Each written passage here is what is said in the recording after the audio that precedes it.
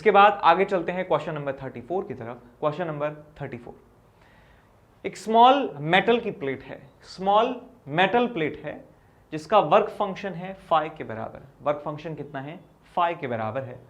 Is kept at a distance d from a singly ionised fixed ion, यानी एक ऐसा ion है जिसमें से एक इलेक्ट्रॉन को उड़ा दिया गया है। सिंगली जो है यानी कि एक सिंगल जो है उस पे वैलेंसी है, सिंगली आयोनाइज्ड फिक्स्ड आयन। एक मोनोक्रोमेटिक लाइट बीम इंसिडेंट किया जाता है मेटल प्लेट पर और फोटो इलेक्ट्रॉन्स इमिट होते हैं। Find the maximum wavelength of the light beam so that some of the photo electrons may go round the ion along a circle, तो जिससे photo electrons जो प्लेट से निकल रहे हैं वो राउंड राउंड घूमने लग जाएं, राउंड राउंड घूमने लग जाएं उस आयन के अबाउट। तो पहले यहां पे जो असेंबली है उसको ड्रॉ कर लेते हैं कि भाई चक्कर क्या है।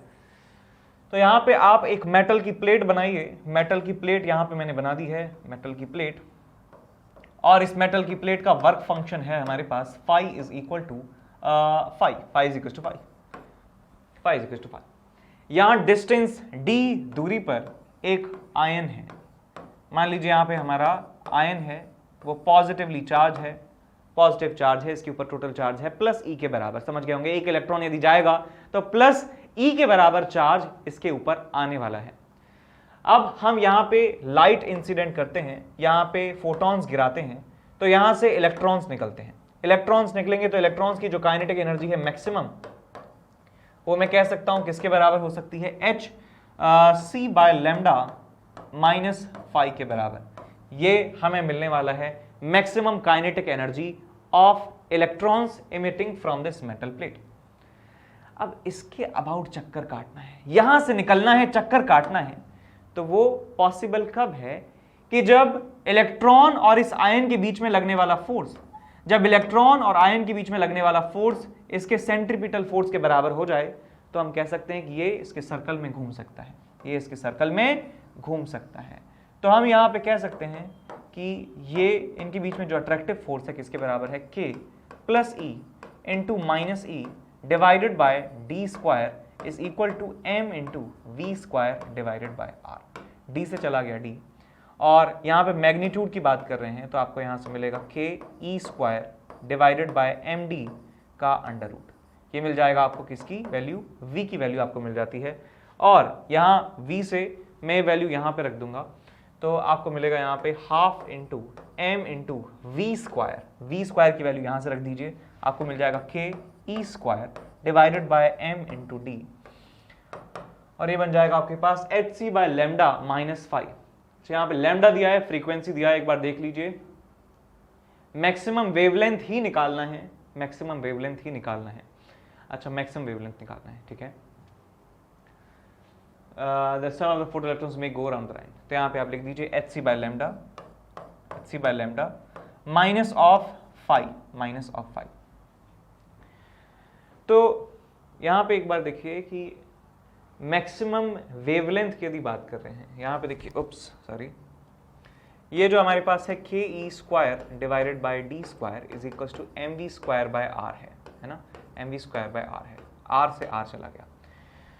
तो वेवलेंथ सबसे लंबी होगी, वेवलेंथ सबसे लंबी होगी तो उसके पास एनर्जी कम होने वाली है, यानी कि स्पीड कम होने वाली है, और स्पीड कम होने वाली है इसका मतलब उसका जो रेडियस है वो मैक्सिमम हमें करना होगा। तो यदि और भी ज्यादा तेज इलेक्ट्रॉन निकलेंगे, यदि और भी ज्यादा छोटी वेवलेंथ की लाइट गिराएंगे तो और भी ज्यादा तेज इलेक्ट्रॉन निकलेंगे और वो कम रेडियस के सर्कल में भी घूम सकते हैं।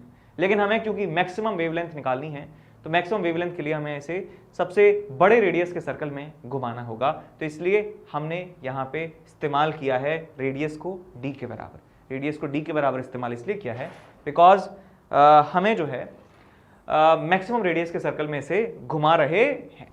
ये माइक नीचे आ गया, यहाँ रख दीजिए इसे, ठीक, आवाज आ रही है, ठीक है। तो यहां तक पहुंच चुके हैं। अब ये लैम्डा की वैल्यू जो है, ये लैम्डा की वैल्यू लैम्डा की मैक्सिमम वैल्यू के बराबर रही होगी, तो इसकी वैल्यू आप निकाल लीजिए। m से जो है m कैंसिल आउट हो जाता है और आपको मिल जाएगा यहाँ से, इसको 1/4 पाई एप्सिलॉन नॉट लिख लेते हैं। सो आ जाएगा आपके पास e square upon 8 pi epsilon naught d plus में phi is equal to H C by lambda max. इसको और सिंप्लीफाई कीजिए तो आपको मिलता है E square plus phi into 8 pi epsilon naught, 8 pi epsilon naught D, 8 pi epsilon naught D, और divide में आ जाएगा आपके पास 8 pi epsilon naught D is equal to H C by lambda max. तो लैम्डा मैक्स की value आपको यहां से मिल जाती है is equal to H c 8 pi epsilon naught d divided by e square plus 8 pi epsilon naught d into phi. तो ये हमें मैक्सिमम वैल्यू ऑफ लैम्डा मिल जाना चाहिए। चेक कर लीजिए answer, 8 pi epsilon naught d h c, 8 pi epsilon naught d h c divided by e square plus 8 pi epsilon not phi d d phi. तो बिल्कुल सही आंसर है, यही आपसे पूछा गया था। समझ में आया? तो बच्चों एक छोटा सा अनाउंसमेंट है यहाँ पे। तो सबसे पहले तो जो एस अनअकैडमी चैंपियंस लीग है वो जेई के लिए स्टार्ट हो रही है फिर से, और यहाँ पे आपको चांस मिलेगा टू मीट सचिन तेंदुलकर। सचिन तेंदुलकर से मिलने का मौका आपको मिलने वाला है। अब करना क्या होगा मौका पाने के लिए आपको कि एक टेस्ट होगा, एप्टीट्यूड बेस्ड टेस्ट होगा, दिसंबर 18, दिसंबर 19, 26 1 PM ऑनवर्ड्स।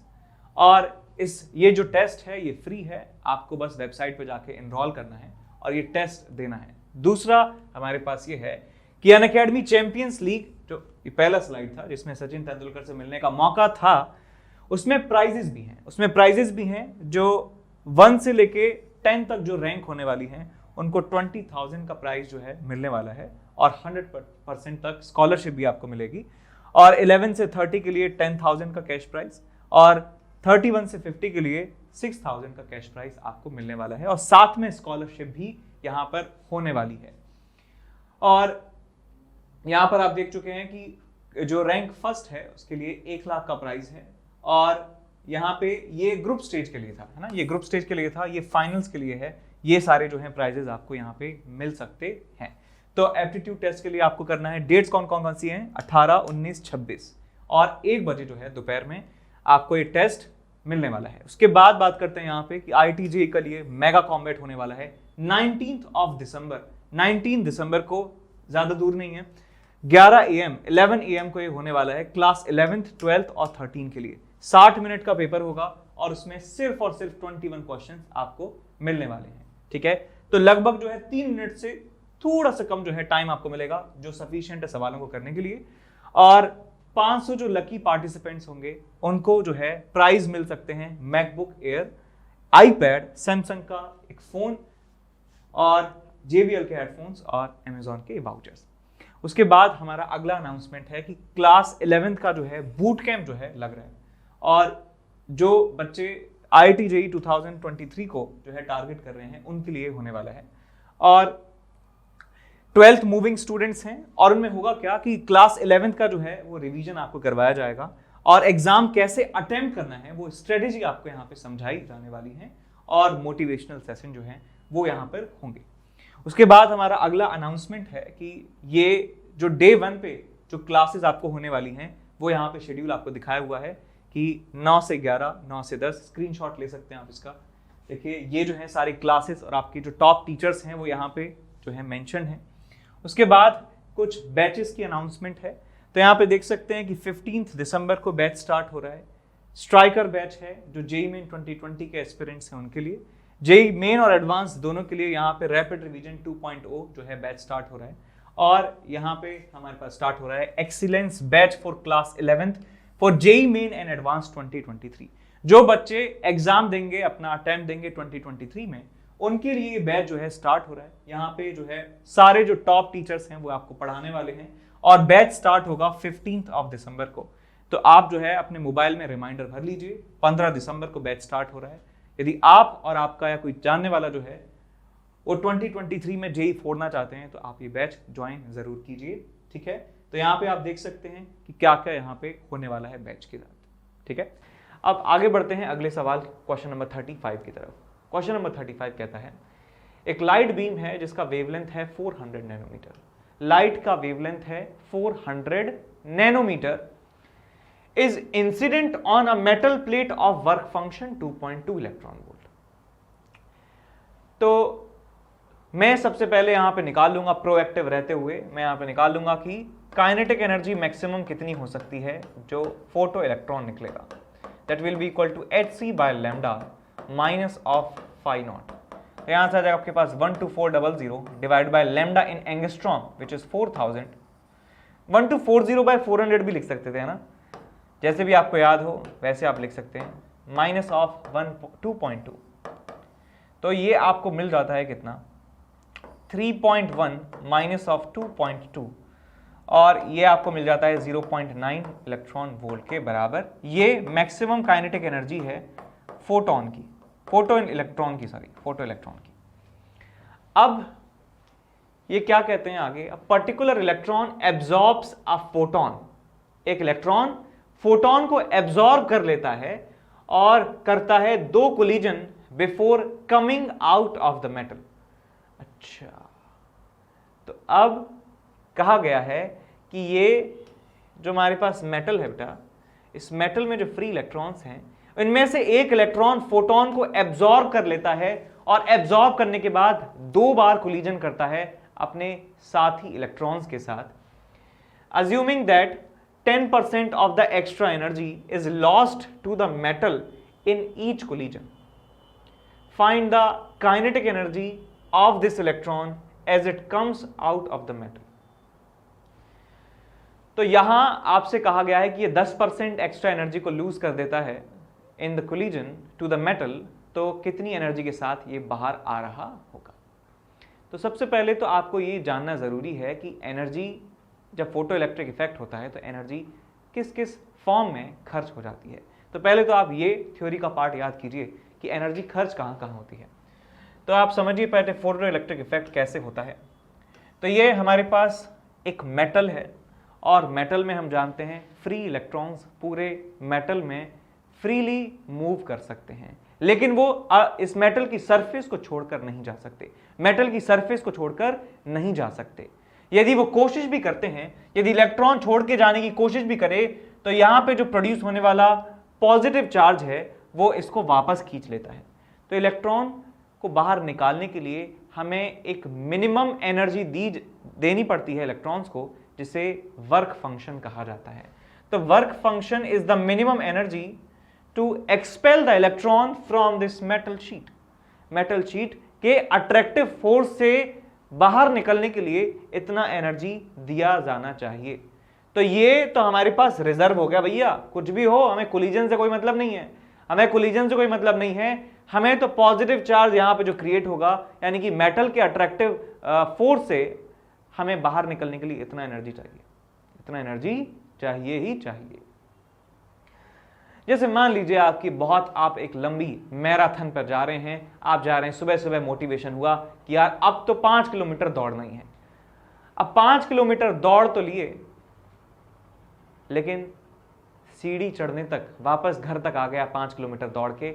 अब सीढ़ी चढ़ने तक की एनर्जी तो आपको चाहिए ही चाहिए, आप पूरी एनर्जी को ड्रेन नहीं कर सकते। आपको एनर्जी चाहिए जब तक कि आप जिंदा रह सकें, जब तक आप अपना अगला मील ना ले पाएं।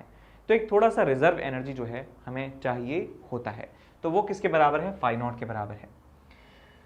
तो यहां पे कहा गया है कि जो एब्जॉर्ब कर लेता है एनर्जी को, तो फोटोन की एनर्जी कितनी है हमारे पास, 3.1 इलेक्ट्रॉन वोल्ट के बराबर। सो 3.1 इलेक्ट्रॉन वोल्ट उसके पास एनर्जी है। इसका 10% वो लूज कर देता है किसमें, एक कोलिजन में, और फिर जो एनर्जी बचती है उसका भी 10% लूज कर देता है दूसरे कोलिजन में। तो मैं फर्स्ट कोलिजन में बात करूं, आफ्टर फर्स्ट कोलिजन, तो 3.1 का 10% आप माइनस कर दीजिए, तो यहां पे 0.31 को मैं माइनस कर देता हूं, तो आपको यहां पे मिलता है 10 में से 1 गया तो 9 और 10 में से 3 गया तो 7, यहां बचा आपके पास 2.79 इलेक्ट्रॉन वोल्ट। इतना एनर्जी फर्स्ट कोलिजन के बाद आपको यहां इलेक्ट्रॉन के पास बचता है। आफ्टर सेकेंड कोलिजन की यदि बात करें, आफ्टर सेकेंड कोलिजन क्या होगा, अभी वो बाहर नहीं निकला है, अभी वो मेटल से बाहर नहीं निकला है, तो अभी फाई नॉट का इस्तेमाल नहीं हुआ है। फाई नॉट तो उसने अभी खर्च किया ही नहीं है, अभी तो वो रास्ते में है, अभी तो वो कोलाइड कर रहा है, मेटल के अंदर ही वो कोलाइड कर रहा है। आफ्टर सेकेंड कोलिजन की यदि बात करें, सो 2.79 इलेक्ट्रॉन वोल्ट में से आपको माइनस करना है इसका 10%।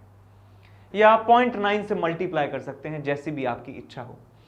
तो यहां से मैं 0.279 को मैं माइनस कर देता हूं, तो आपको मिलेगा 10 में से 9 गया तो 1, यहाँ 8 में से 7 गया तो 1, यहाँ 7 में से 2 गया तो 5, तो यहाँ बचा आपके पास 2। सो 2.51 के बराबर इलेक्ट्रॉन वोल्ट के बराबर एनर्जी यहाँ पे आपको मिलती है। और यदि मैं बात करूं अब इसकी मैक्सिमम काइनेटिक एनर्जी कितनी हो सकती है, तो मैक्सिमम काइनेटिक एनर्जी हो सकती है इसकी कि कोलिजन के बाद इसकी एनर्जी है 2.51 इलेक्ट्रॉन वोल्ट। अब मेटल से बाहर निकलने के लिए, टेक ऑफ करने के लिए इसको टैक्स देना होगा, फाई नॉट के बराबर एनर्जी इसको स्पेंड करनी होगी 2.2 इलेक्ट्रॉन वोल्ट के बराबर। सो 2.20 इलेक्ट्रॉन वोल्ट यहाँ पे इसने वर्क फंक्शन की फॉर्म में खर्च कर दी है, तो 0.31 इलेक्ट्रॉन वोल्ट आपको यहाँ पे आंसर मिल जाता है।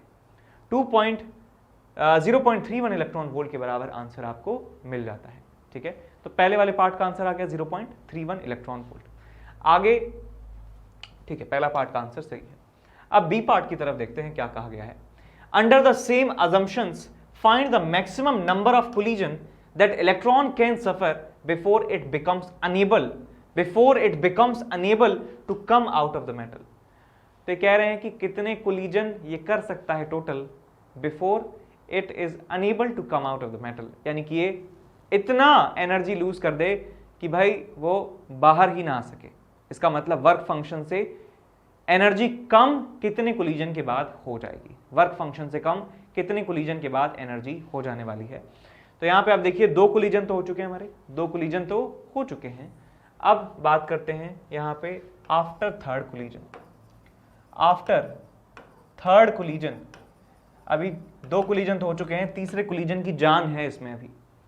सो 2.51 में से आप माइनस कर दीजिए इसका 10%, या इसको 0.9 से मल्टीप्लाई भी कर सकते हैं। तो 0.9 से मल्टीप्लाई कर देता हूं मैं इस बार, तो 9 9 45 5 और ये बचा 4 18 4 22। सो 2.259 या इसे 2.26 इलेक्ट्रॉन वोल्ट कह सकते हैं। थर्ड कोलिजन के बाद इसकी काइनेटिक एनर्जी है, and this energy is greater than the work function. तो इसका मतलब वो फोर्थ कोलिजन के लिए जा रहा होगा। फोर्थ कोलिजन की यदि बात करें, fourth collision, after fourth collision इसकी जो एनर्जी बचने वाली है 2.26 इंटू 0.9 के बराबर बचने वाली है। तो 9 6 54 4 5 18 23 3 2 18 20, तो 2.034 इलेक्ट्रॉन वोल्ट एनर्जी अब इसकी बचती है फोर्थ कोलिजन के बाद, which is less than the work function which is 2.2 electron volt. तो इसका मतलब 3 सक्सेसफुल कोलिजन कर लिए हैं, चौथा कोलिजन भी कर लिया है, लेकिन चौथे कोलिजन के बाद ये बाहर नहीं आ सकेगा। चौथे कोलिजन के बाद, फोर्थ कोलिजन के बाद अब ये वापस बाहर नहीं आ सकता है, because it does not have enough energy to leave the attractive field of the metal plate. ये मेटल प्लेट के अट्रैक्टिव फोर्स को ओवरकम नहीं कर सकता है, बिकॉज इसके पास एनर्जी कम है कंपेयर टू वर्क फंक्शन। तो हमारा आंसर आ जाएगा कि 4 कोलिजन ये कर सकता है, मरने से पहले ये 4 कोलिजन कर सकता है।